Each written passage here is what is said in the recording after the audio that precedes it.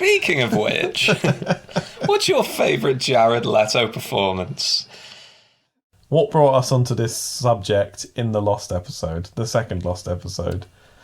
It was a brand new Mario game by Nintendo where Jared Leto starred as the plumber himself. I know you're joking, but there is a Mario movie, right? I don't think they're going with Jared Leto for the lead role. And do you know what? That is where they have, come up short, because he would do a fantastic Mario. And we know this. We know this. Because in House of Gucci, he plays Paolo Gucci. And he plays it like he's screaming for people to look at him. We were like, oh, next time we'll just have a look at all the stuff that Jared Leto's been in. Fucking hell. He's done fucking loads. He played Mark Chapman in a film called Chapter 27. He put on like 60 pounds for that movie. He looks awful. Of course, the only fair way to properly discuss Jared Leto's acting career would be to watch, all the roles, all the films in which he's had roles. But so we, of course, have not done that. We've watched some clips on YouTube from some of his performances. And, yeah. Oh, boy. And boy, are they performances. Let's just say, we are going to have to talk about the Joker. I have got written down here, fine, let's talk about the Joker. But let's not do that yet. Let's not do that yet. Well, I was just going to say, do you want to come up with a name for this segment before we delve into it? Let go, Leto. Your past successes are your best. Leto's Library. So How about just calm down, Jared? Oh yeah. I don't know. I like Leto's Library. That's what we'll have It sounds like we ought to be quiet. When was Thin Red Line? Because I feel like Thin Red Line was his first proper performance. The Thin Red Line. Just from the clip I've seen on YouTube, I think he does a fine job of portraying a scared guy who doesn't want to be there. Because why would you?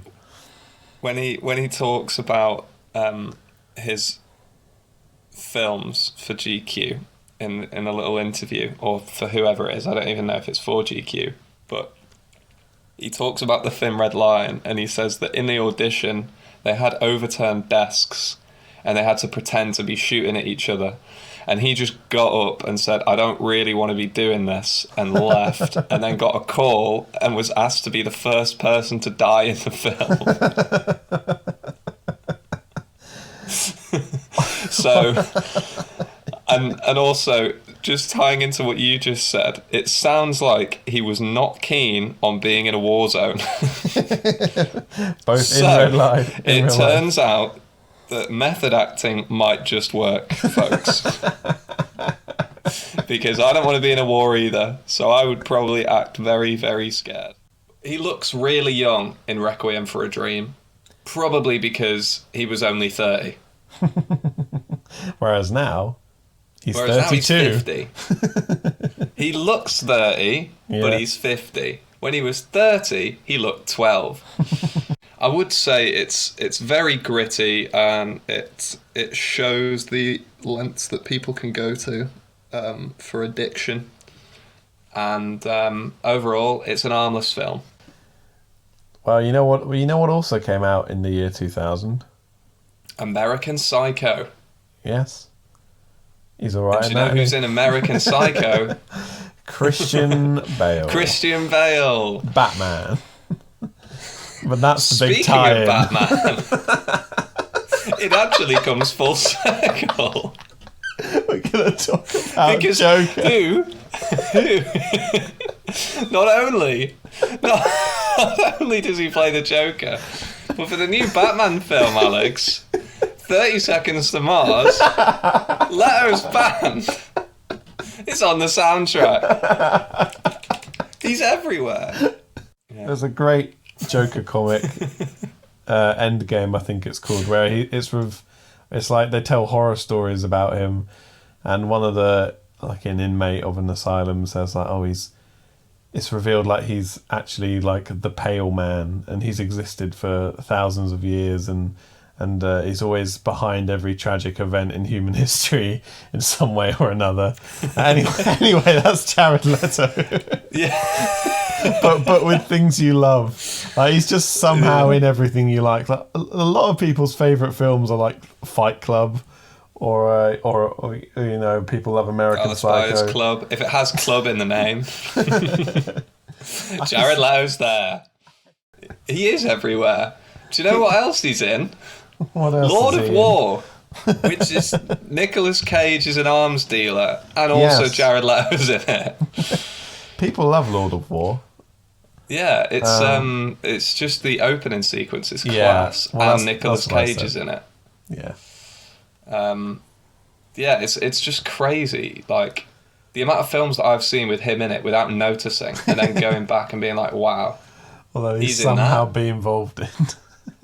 Yeah. He's the bleach blonde guy in Fight Club. Yep. You know, the guy with prosthetics at the end, because he got fucking battered by Edward Norton. Yeah, I know who he is in Fight Club. Yeah, I watched that didn't clip when we again. did our last episode. Ah, I was like, he's in Fight Club? Which one? And then I probably should have figured out the one that looks like Joker. the one that looks like he's very sick. I totally believe if we make a movie, it would at the very least be consistent in tone. Yeah, and not definitely. just fucking all over the place like Suicide Squad is. Anyway, we're Well, I not feel talking like about Suicide Squad anymore. That's one of the problems with having a large studio make something for a huge fan base, because across the fan base there's a spectrum of what people want, so they have to try and make it for everyone, which means they make it for no one, and it becomes like homogenized shit. Yep. And then you've got like Paul Thomas Anderson making Licorice Pizza, or Kenneth Branagh making Belfast, fucking phenomenal films, because they didn't make it for anyone. They just made it. They just made the art. Anyway, I go on about how important art is all the time, so I'll just put a stop in it for a second whilst we continue to talk about the Jared vast Leto, the artist. sink that is Jared Leto. It's like if you had his entire creative life and you took something out of it, you'd still have an infinite amount of stuff in. He's like a fucking. It's like a reservoir. That's what it is. It's an infinite reservoir of pure gold. It is, and it is pure gold. Okay, do you want to... So, Blade Runner 2049. Oh my god, this is fucking class. I've not seen this movie. I have. I have no desire to see this movie. I didn't even know he was in it, but I've watched a clip of him in it, and yeah, you know. So, go on. if you haven't seen Blade Runner, watch the director's cut, because it's fucking fantastic. It's set in a world where there are these things called synths, and they are so close to humans that in order to figure out whether you're a synth or a human, you need to do a special test, basically, to figure out whether someone's a synth or not. And it's set on the brink of synths gaining sentience. And so there's this team who find what they think is a synth that is about to or has achieved sentience. They test them to make sure they're a synth, and then they kill them. They get rid of them.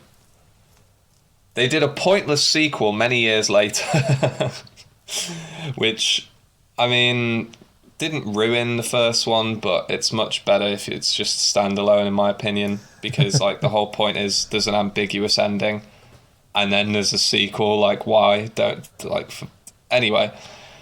And Jared Leto's in the sequel, and he does a good job. To be fair, I really like his performance in this. I don't know whether he got any recognition from the Academy, but I don't care. It's pretty good. The funny thing is, when he talks about the role, he essentially is going, yes, well, you see, I don't want to call it method acting because, every actor has their own method for acting. And anyway, I was in this film, Blade Runner, right? And I played this blind guy, and we had these special lenses, which meant that I couldn't see. And I'm like, you fucking donkey. That is literally... pretend to be blind. I know. I'll actually make myself blind. It's not like you're a convincing blind person, not because you're a good actor, necessarily, but literally because you can't blind. See. Like, and when I was watching the film, I was like, he's doing a phenomenal job of awkwardly missing Harrison Ford's hand here whilst he tries to grab him. This is great. And then it turns out he literally couldn't see, and it's what a blind person would do. Do you know why? Because he's blind. Anyway, so it's great, and he does a great job, but he also had the help of literally not being able to see, which I don't know. I mean, bless him. He seems lovely, that's the thing, but it's just like, I don't know whether he can hear himself when he's in interviews and when he's talking about these things, because he just seems like such a cunt. Which is fine, because it actually makes him likable in a certain sense. Yeah. I actually would really like to meet him and talk to him, just to see what he's really like, because I feel like he's a little bit introverted, and so when you put him in that interview environment, he is a little bit awkward and nervous, and he does come across a little bit odd. Anyway, the point was about Blade Runner. It's a fine sequel in that it's okay. I'm never going to watch it again, but you know what I will watch again? The director's cut of the original a lot, because it's phenomenal, seminal piece of filmmaking. Should we talk about Dallas Buyers Club? I suppose so. I've not seen Remember it. when people died of AIDS? Yeah. You've not seen it? I've not. Oh, it's fucking class. I've seen clips from it. Phenomenal. It's phenomenal. It's like, it's so good. Like, I get why Matthew McConaughey and Jared Leto were both given awards for this film. I don't know how the actual film did in terms of Best Picture. I just know that their performances alone carry the film. Like, they were phenomenal. Well, there you go. It's great. That's number one. That's Leto's best performance. Go watch it. It's fucking brutal and heartbreaking and beautiful at the same time. Well done to them. Well deserved, I think. There you go. Good 9 job. years later, I think we're saying that's a good one. Remember Dallas Buyers Club? Good film. Yeah. According to me, and also rich white Hollywood. Well, I don't know about you, but I'm Leto'd out. Is there anything else you want to talk about? Yeah, I mean, to be honest, we were supposed to get a top 5, but just Dallas Buyers Club's at the top. Requiem for a Dream is second, and then fuck everything else.